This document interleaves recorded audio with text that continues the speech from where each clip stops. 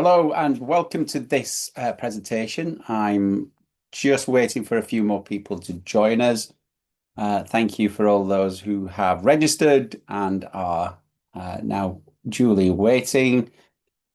It's good to see so many people here, such an interest in this particular topic, why your legal practice needs ISO 27001.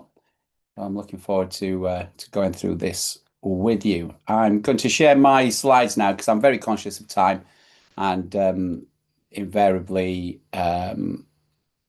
we can overrun sometimes. So let me just share my screen and I'm sure someone will tell me if you can't see everything that you need to be able to see. So hopefully everyone can see this title page now, Why Your Legal Practice Needs ISO 27001. Do let me know if you can't see that. Yeah, perfect. I've got a couple of thumbs up. Perfect. Right. Okay. So this is I think number 2 or 3 presentations in a series that we consultants like us are providing on the topic of ISO 27001. And in particular, we're focusing on the legal sector here because we work with professional services quite regularly. And we know that the legal sector has some very unique risks and concerns related to information security. And I'm very keen to dig into that as part of this. But I do want to make sure that everyone gets value from this. So if you do have any questions, please put them into the chat, and at the end I'll take a quick look and hopefully you have some questions for me. So who am I? If you haven't seen a presentation before from me, my name is Gary Hibbard and I'm the co-founder of Consultants Like Us. We are a business that helps organizations to improve their security. For us, it's all about compliance without complexity. You've got a QR code there that you can go and scan. That'll take you to my LinkedIn page. Feel free to take a look. Hopefully, that will give you an introduction into who we are, because we're not here to try and sell our services. What I want to do is give you a good practical look at what ISO 27001 is and why it's so relevant to you as a law firm. Now, there is a bit of a warning with this particular presentation in that it comes with a reality check. You see, this presentation is going to be slightly different to many other presentations that you get from cybersecurity professionals, in as much as we don't shy away from the truth. We have to be open and honest here. And certainly you're going to get that from us. We want you to get a full understanding of the risks and the issues that we all face. So it does have some strong suggestive content in here. I'm going to be providing you with some very non-subtle points to what you need to be doing, some naked truths and some common sense advice and guidance. So hopefully, with all of that said, I've still got people here. I'm just checking. Yeah, no one's disappeared yet, so that's good. So why is security important? Well, I think from a law firm's perspective, there are several reasons. First and foremost, I'm going to say that there are, of course, the regulatory requirements. You've got your solicitor's regulatory authority that mandates the appropriate measures to protect client information. Rule 21 or 21 2.1 talks about maintaining systems and controls that maintain security. So you are required to do this. Of course, SRA, pretty much like the FCA regulations, is an outcome-focused regulation. So what that basically means is that it doesn't stipulate what you have to do. You have to do something. You have to evidence that you have put those appropriate technical and organizational security controls in place, which is an interesting turn of phrase because, of course, GDPR is something that we're all very familiar with. And GDPR has a similar phrasing that it talks about putting in place appropriate systems and operational systems and controls in place. And those systems and controls are both organizational and technical. So this is not just about cybersecurity. So before anyone here says, well, I think we're okay because our IT team have this covered, well, I'm here to inform you that you are doing great, but it's not the end of the story. You see, cybersecurity is a bit like saying I'm a good road user because my car is well maintained. Well, that's great. The vehicle is working and operating efficiently and effectively, and you've got great mechanics. But if the driver isn't aware of the rules of the road, the highway code, then accidents are bound to happen. So it's about understanding that this isn't just about technical controls, it's about organizational controls as well. Now, another reason why security is important for many law firms is that it comes under professional indemnity. Many insurers are now requiring that you have these systems and controls in place, that you can demonstrate that you are taking effective care of people's data. Because if you have a breach, well, your cyber insurance that you rely upon might not be valid. It might be void because you haven't done backups, or because you haven't trained your teams, or because you didn't have patch management, that kind of thing. But there's some very obvious reasons as well, away from maybe the drier, most business kind of reasons why security is important. It's important because good information security protects your reputation. And as you can see here, increasingly we are seeing news stories where large organizations and large law firms are either having data breaches, or the organizations that they work with are having breaches, and it's impacting upon them. Fines are increasing. You can see here that the ICO fined one particular UK law firm £60,000 after data was released onto the dark web. So not only were they a victim of cybercrime, they were also then a victim, or rather not a victim, but they were also then subjected to punitive costs because they couldn't demonstrate they'd put those appropriate organizational and technical security controls in place. Security is important because we live in a very different world to where we lived just a few short years ago. Just look at this graph here, the Internet of Things, connected devices. Just think about your own homes for a moment. Think about the way that you work pre-COVID to where we are today. How much data do we share on a day-to-day basis? How many devices do we actually have in our in our homes? All of these devices, all of this data, of course, leaves us at risk. And this is borne out by looking at a graph which bears a remarkable resemblance to the previous. Cybercrime is going up. It's increasing. It's not going anywhere. And why would it? Let's be brutally honest. Cyber criminals, or rather criminals, go where people are.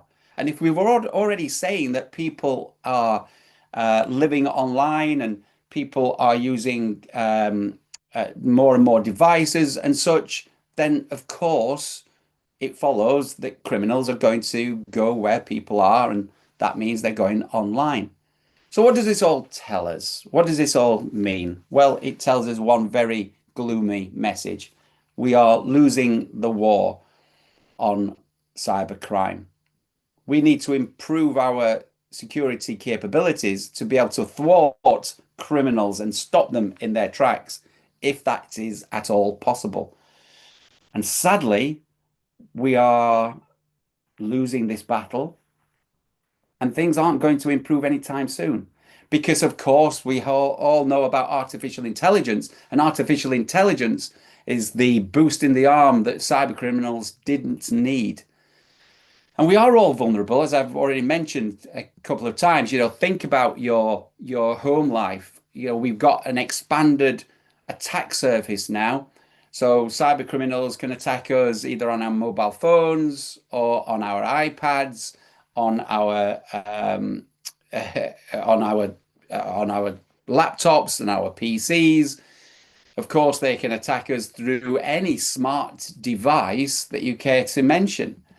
Of course, as well, we know that we're vulnerable because technology gets older and we're not very good at updating it. We may be great at updating our mobile phone, but the infrastructure within our organizations, within our law firm, well, that is a considerable cost to upgrade. So it doesn't happen just overnight. It has to be planned. There has to be a real investment in that aging IT infrastructure. And cyber criminals know that we are increasingly reliant upon this aging IT infrastructure.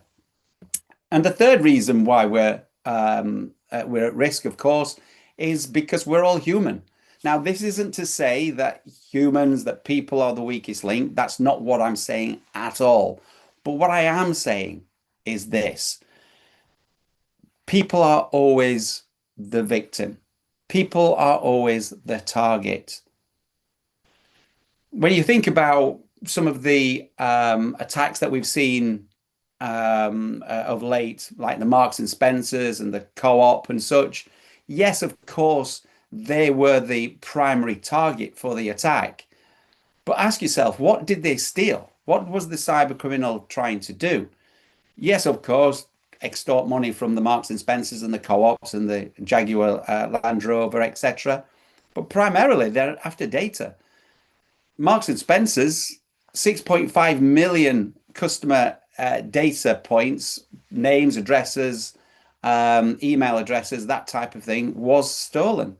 Now, it doesn't take a criminal mastermind to know that what's going to happen next is those 6.5 million people are all going to start to receive scamming messages and scamming emails.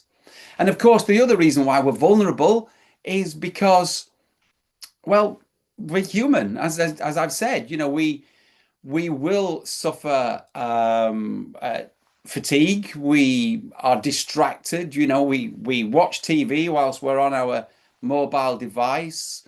We're on these devices which have our email, we have our banking, we have our shopping, we have our utilities. And with all this information coming through to us at all times of night and day, the likelihood of us clicking a link when we are tired, emotional, when we are distracted is just increasing. And with this AI that we're all so proud of and so happy to use, well, of course, cyber criminals equally are capitalizing on this extremely useful tool. We're seeing now that they're using deep fake voice and video to scam us, whether that's to scam a role into an organization, or whether that be to clone the voice of the managing partner and say, Gary, yeah, I'm just about to board a flight. I just need this information. I need some money transferred into this bank account, or whatever it might be. We're even seeing self-mutating malware.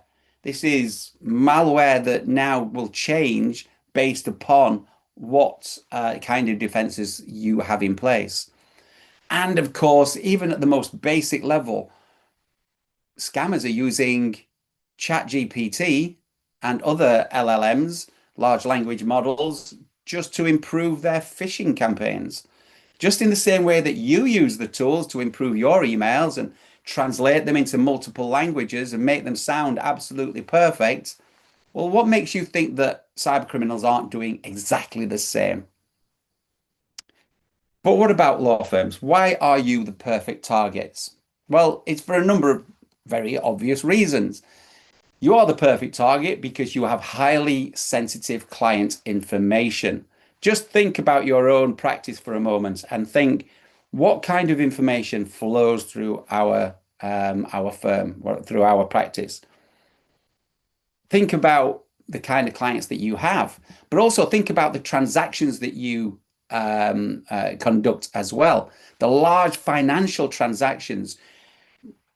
If there's something significant that happens in people's lives, everything from birth, marriage, divorce, house buying, death, which paints a pretty grim picture of life if I can put it down into those things, they all include some element of talking to a lawyer, and they all potentially have some element of financial transaction. And the other reason why law firms are a perfect target is because there is some complex language and structure. And again, as I said earlier, there is some honesty here. We've got to remember that culturally, the way that law firms operate is different to the way that manufacturing operates, the way that maybe web developers operate, maybe the way that retail sector operates. Law firms are very proud about their heritage, and quite rightly so. But within that, there is a cultural structure that really plays into the hands of cyber criminals. There's a hierarchy. Because if I can spoof the email of the managing partner to a junior partner and say, I want you to do this, to send me this person's information or this particular file, well, that person's much less likely to question the managing partner from a cultural perspective. They're not likely to challenge them. But also the language that is used as well. It's a very, as we know, the term legalese comes because in the legal sector, some of the language can be quite impenetrable. So the way that you communicate within law firms is quite structured, and that lends itself really well to sound authoritatively or authoritative by cyber criminals, and thereby again can scare people if they receive an email from someone who they think is from a law firm, and it's lots of text and it's quite complex, it's quite detailed in tone, then there's a likelihood or more propensity for that person to fall for that particular kind of approach. So what can we do? Well, this is where I want to answer a few individual problems that I think that are very specific to law firms. You see, of course, I'm a fan of ISO 27001. I'm a consultant, and we work with multiple different controls mechanisms and systems. It's not just ISO 27001. There are others available, and we work with them all. But when it comes to improving security in an organization, I'm going to be honest, I don't know of a better one than 27001. The reason being is that ISO 27001 is a management system. It's not just a set of controls. Some law firms will say to me, well, Gary, we are Cyber Essentials certified, so why do I need 27001? Well, you've got to remember that IT doesn't mean that you've got or good cybersecurity, which focuses on IT, doesn't mean that you've covered everything that is related to information security. As I said earlier, if you focus purely on the technical side of things, that is the vehicle, that is making sure that your vehicle is roadworthy, which is great, and you should absolutely do that. But it doesn't necessarily follow that you understand the rules of the road, that you have an understanding of your highway code, that the person who's in the driver's seat isn't distracted, isn't tired, and isn't likely to cause a problem. In information security circles, we often talk about confidentiality, integrity, and availability. That's what ISO 27001 is about. And it's the confidentiality, integrity, and availability of information in all its forms that we are truly interested in. So there is a problem though with ISO 27001. Or certainly it's a problem that is seen by many law firms. And these are the objections that we hear quite regularly. And each one of these we're going to dismantle over the next few minutes. So see which one of these you agree with. I'll begin interested if you want to put something into the chat. If you have any questions, do let me know. Let me just check everyone is okay. Yeah, perfect. Okay, no. Okay, yeah, I'll be answering that question shortly. Okay, thank you. So see how many of these you resonate with. Fee earners are busy. Yes, we get that, and we're going to talk about that in a minute. We're all busy. Fee earners, of course, are judged by their fees that they bring in. So we'll talk about that. Another objection to 27001 is that people say they're just not sure where to start. So again, we will talk about that. They're unclear about security priorities, not just where to start, but what should I be looking at first? Even when we talked about people, premises, processors, PCs, and providers, and we talk about confidentiality, integrity, and availability. It's like, well, okay, what should I do first? Do I do the technology first, or do I do the organizational controls? Where do I start? Also, there's a misconception that there is a lot of paperwork and pointless policies. And to some degree, I would agree with the pointless policies, but we'll come on to that shortly. Another reason why people don't engage with 27001 is that, of course, that they have a lack of in-house expertise, which, you've got my contact details at the very least, so reach out and talk to me if nothing else. But we're going to dismantle each one of these, so we're going to go into it in detail. And finally, lots of people think it is expensive to maintain. Again, these are the objections. I'm being brutally honest. This is what we hear all the time. And these are the things that we try and dismantle so that you can get a clearer picture around it. Because there is a truth to each and every single one of these. I get that, absolutely. But let's take a look at each one. So first of all, the fee earners are busy. Okay, so how do we combat that? Well, it's quite simple, really. You need to have, first of all, a clear plan of action. So you need to think about this as a project. Now, good information security is a program. You can say that a dog isn't just for Christmas, a dog is for life. Well, true of information security as well. It's not just for now, it's not just a project, it is a program. That's absolutely true.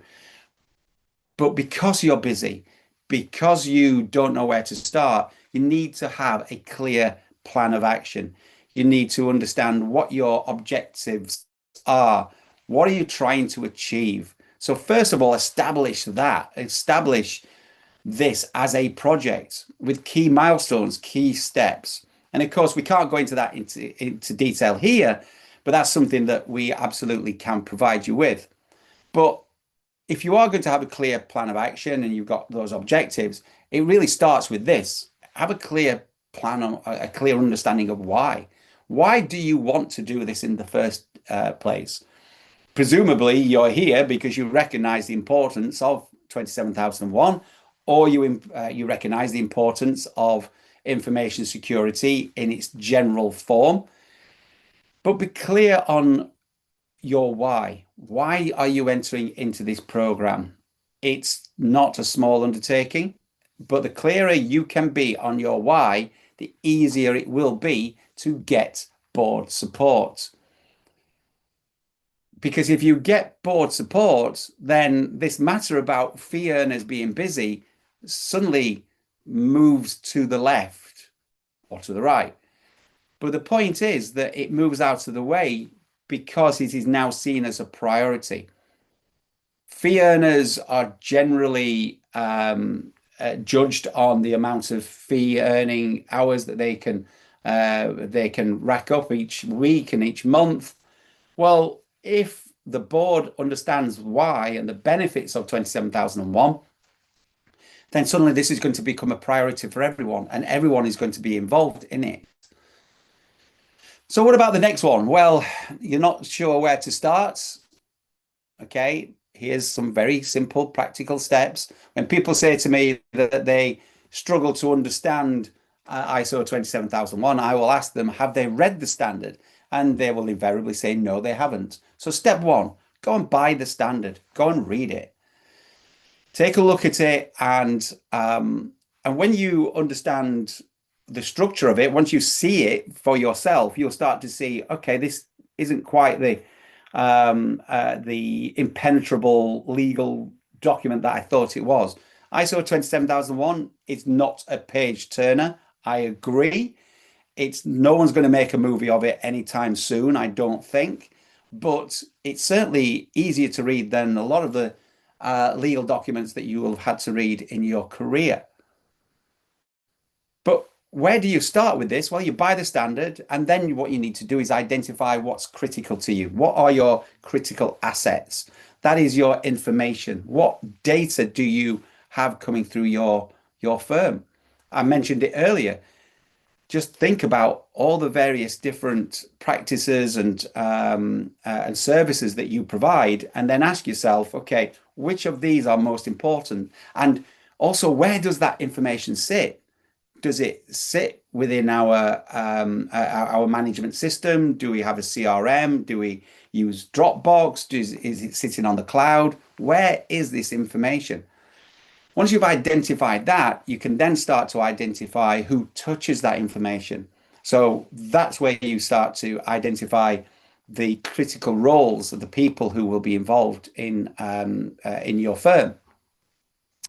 And I would also say you need to form a management team from the firm itself.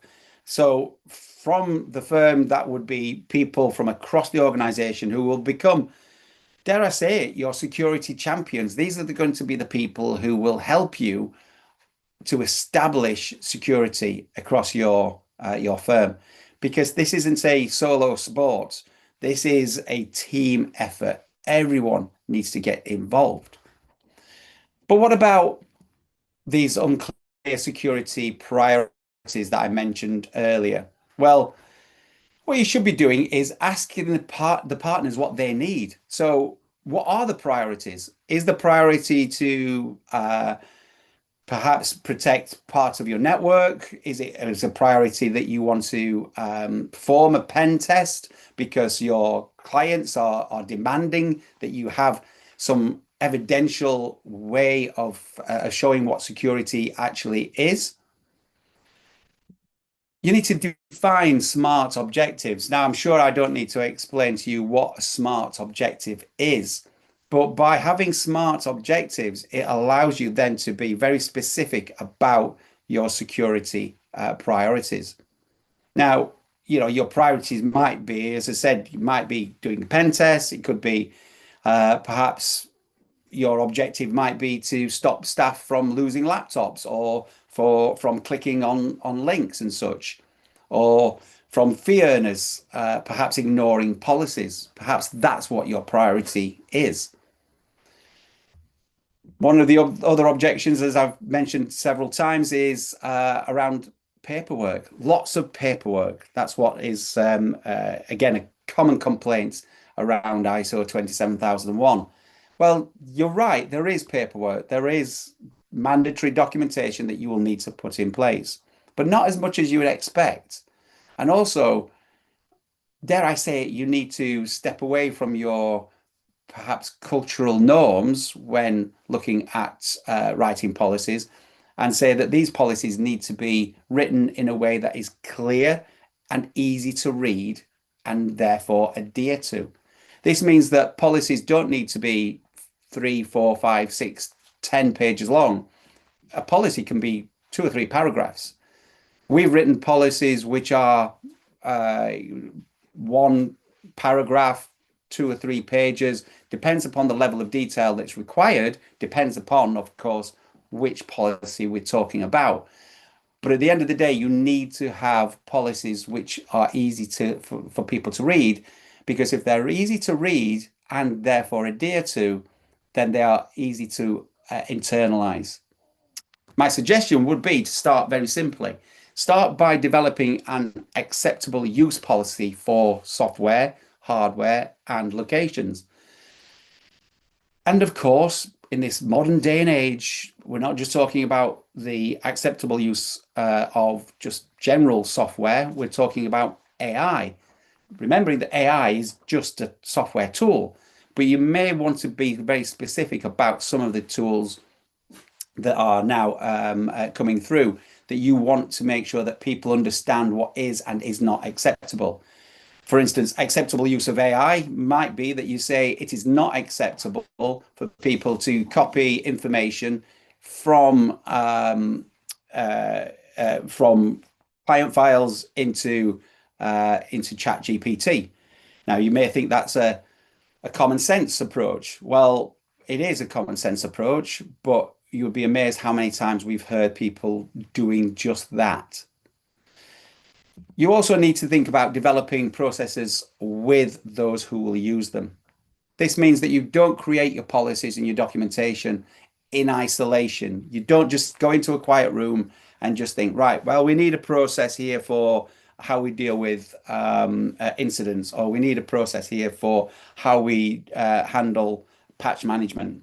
You need to sit down with the organizational team and say to them, right, so how do you do X, Y, and Z? What is it you actually do? And then you document that. And the whole point of a process is that if that person isn't around, someone else will be able to follow that process and do it in exactly the same way.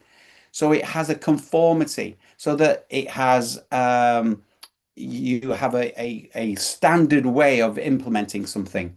Now, an obvious one, a process, again, I would urge you to start with, is configuration management. ISO 27001 says that you will have a configuration management process.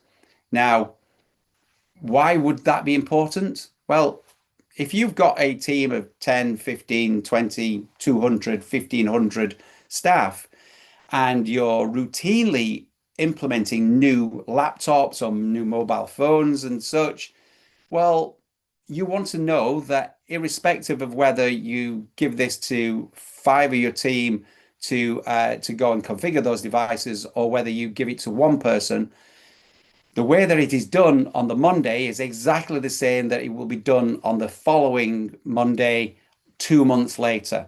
There is a process that is followed, that everyone understands, and that everyone knows that when they're configuring that laptop or that mobile device, that they enable encryption, that patch management is automated, that malware protection is enabled. All of those good standard things that you'd think, well, of course, that's common sense. It would be right, of course. But remember, we're all human. What happens if your IT department is having an off day, or your IT lead is worried and anxious about something that's going off at home, and they're not really concentrating, and they're there configuring the latest laptop that the managing partner is going to be taking to an important meeting, and they're rushed and they think, oh, I just need to get this out the door. You need to make sure that they're following a configuration process. So work with them. Find out how they would configure a device. Again, processes don't have to be lengthy documents. Some of them are, because of the very nature of what the process is describing. But a process documentation can be a flow chart, for instance. Doesn't have to be lengthy. Remember what the purpose of these documents are. The paperwork is there to help, not hinder. So again, one of the complaints, one of the concerns that people have around 27001 is that they have a lack of internal expertise. Okay, I get it. Now, this is the bit where, of course, it's going to sound salesy, because I'm just going to keep saying, well, come and speak to us. Come and speak to consultants like us, because you need that expertise. But other consultants are available. They're just not consultants like us. So, but first and foremost, decide whether you do need that external expertise. Can you train people up internally? Go and buy and read the standard, then attend training courses. Consultants like us have launched the ISO 27001 Masterclass, where we're not going to do it for you, but we'll do it with you. So you can go and seek expertise and advice from consultants like us. We have a YouTube channel. There are lots of YouTube channels that are out there to help you with ISO 27001. We wrote a book on how to implement 27001. So, I mean, there's not much more I can say to you on this point. If you lack the internal uh, uh, expertise, then you either need to attain it or accept the facts and then go externally. You know, when I was renovating part of the house recently, having a new kitchen installed, I had two options. I knew I lacked the internal expertise. I wasn't skilled in such a thing. So I could either go on some courses and learn how to do DIY, go and buy all the tools that I needed to, go and give it a go. Or I could just simply go and get experts in to come and build it for me. Um, I'm still married, happily. So I'll leave you to guess which option I opted for. Of course, we know that one of the complaints that we get around this is that if you are going to get external help, or once you've implemented this, that it's expensive to maintain. Well, it can be, but only if you ignore it. If you keep on top of your training, if you keep on top of your audits, if you keep on top of your management reviews, if you approach this in a structured way, if you approach it in such a way that you're thinking about how does the standard work for you rather than you work for the standard, because that's a really important definition or differentiation, is that the standard needs to work for you. How does it apply to you and your firm? So don't ignore it, because as you probably picked up, I'm a real fan of analogies. And I always say this is, if you buy anything like a car, or if you get a shed and put it in the garden and you ignore it, then guess what? If you don't treat it, you don't look after it, if you don't maintain it, then over time it will end up costing you more money because you'll end up having to replace it, or it just won't be fit for purpose. I would also say a good way to ensure that it's not expensive to maintain is, as I've said, is this: you need your mates around you, your MRTs, your audits, your training, and of course exercises as well, which is one I forgot to mention. And the exercises is your tabletop exercises, your exercises around testing your BC plans and your DR plans, backup recovery processes, that kind of thing. So just make sure that you keep on top of your mates and you'll be fine. And of course, you can outsource the maintenance of this. You can outsource that to someone like consultants like us, again, or any consultant that you dare to go and speak to, and ask them to make sure that you stay honest. Make sure that you keep your information security management system working in a way that benefits you. But here's what you cannot do. You can't afford just to put your head in the sand and just simply go, this doesn't apply to us. Increasingly, when you see these cyber attacks happening, you'll notice when you start to pay attention to them that, yes, the Marks and Spencers were the target. Yes, Jaguar Land Rover were the target. But when you start to find out how they were targeted, you'll typically find out that they were attacked through a third party, a supplier. So increasingly, people are going to be coming to you saying, look, before we allow you into our firm, into our organization, we're going to be trusting you with a lot of our data. prove to us that you are someone that we can trust. And that really is one of the key benefits of ISO 27001. It builds trust, allows you to win business. It allows you to meet SRA and regulatory expectations. And it aligns with the SRA's guidance on cybersecurity and data protection. As I said, ISO 27001 provides a structured, auditable approach. Dare I say it, it provides the evidence that is so necessary. And as law firms, you'll recognize fully that having evidence is absolutely crucial. And ultimately, what the benefits are is that it protects your reputation and reduces any form of liability. Remember, a data leak can cause major disruption to you as a firm, but it can have a long-term reputational harm and perhaps even legal consequences to you. ISO 27001 allows you to manage that particular risk. It's not difficult if you have the right approach. Now, consultants like us, we have a very simple approach. As I said at the outset, it's all about compliance without complexity. And if you're interested in our methodology, it is really very simple. It's a four-step process. We discover what's important to you and identify the why, the what, the where, the who, the how. We then design the information security management system around you.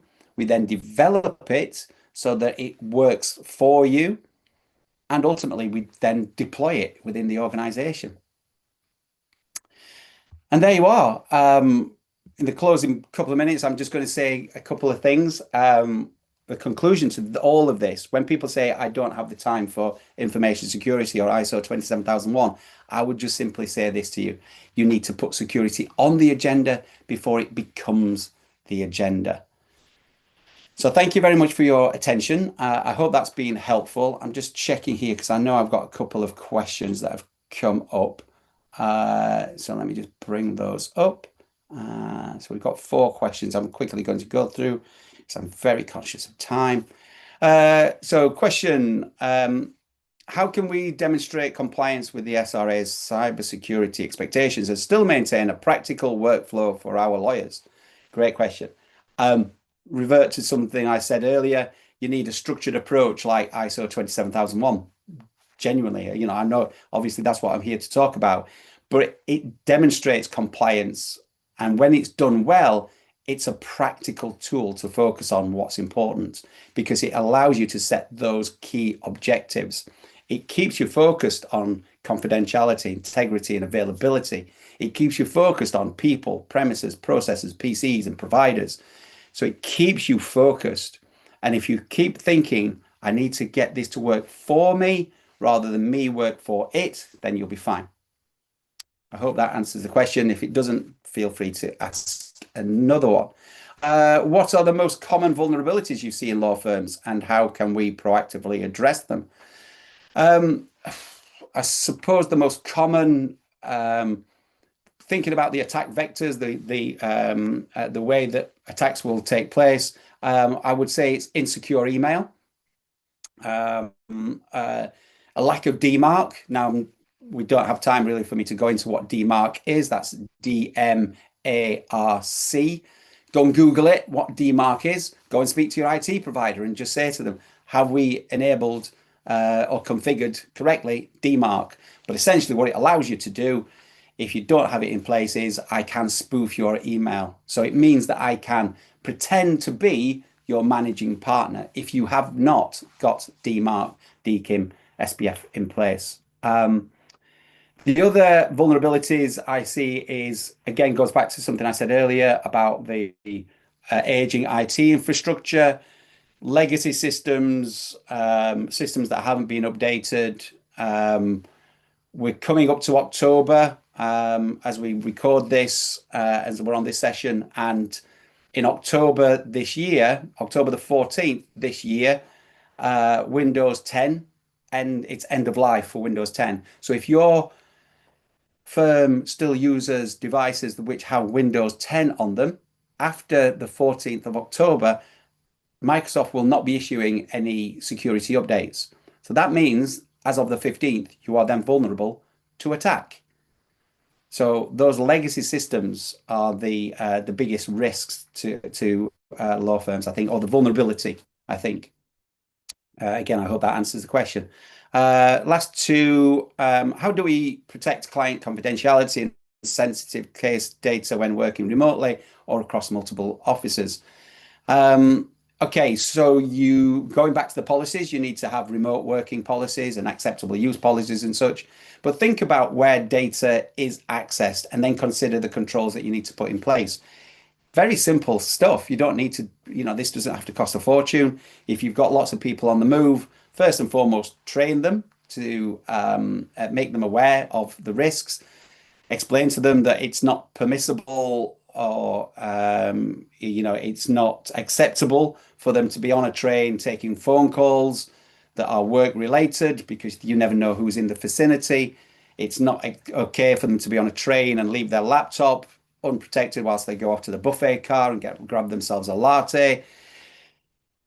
If they're sat in a coffee shop, think about your people who are sat around you, and maybe then you can start to think about privacy screens. These are inexpensive privacy screens that are, £20 there or thereabouts, which will protect that machine or that person using that machine from curious onlookers. So really it comes down to training and awareness. Yes, you can buy devices and such, but making people aware of the sensitivities around that data. And the final question, I think it's the final question, just checking again. If we were hit by a data breach or ransomware attack tomorrow, how would we respond? Okay. Step one, don't panic. Step two, call me. I'm being flippant, but it's kind of true. If you hopefully you have an incident response plan. If you don't, that's maybe going back to some of the actions that you have to perform. But yes, definitely step one, don't panic, because if you have had an attack, you need to first of all start to think about what are the key steps that you need to perform. What is the impact first and foremost? Who do you need in the room that's going to help you? Hopefully you have an incident response plan. If you don't, then this genuinely is one of the first things you need to do, is to go and get your board together, your senior partners together into a room and say, right, let's pretend for one moment that we've been hit by a cyber attack. What steps do we need to perform? But in the first instance, if you are hit, gather key people from across your firm into a room and assess what your priorities are, your immediate priorities are. Understand what the impact is, both internally and externally. Then agree what needs to be done over the next 2 hours. Who do you need to inform? Clients, employees. Keep in mind, anything that you do now might make the situation worse. Now, again, I'm going to give you something else here, which I think would be of benefit. When we're designing our incident response plans, we use a structure called OODA, and that is OODA. That stands for observation, orientation, decide, and then act. It's actually a structure for incident response that was developed in the military. So if it's good enough for them, it's going to be good enough for you. So there you are. I hope that's been helpful. Apologies for overrunning ever so slightly, but I think those were great questions and much needed. I'm going to stop sharing my screen right now and just checking there aren't any more questions, so that's fine. But thank you. Thank you for attending. I hope that was helpful. This will go on to YouTube as well, so I'll send out the link. And if you have any comments, any follow-up questions, feel free to drop me an email. So I've been Gary Hibbard of Consultants Like Us, and I look forward to seeing you on the next webinar that we will run, specifically aimed for law firms. Thanks again, and speak to you soon. Take care. Bye-bye.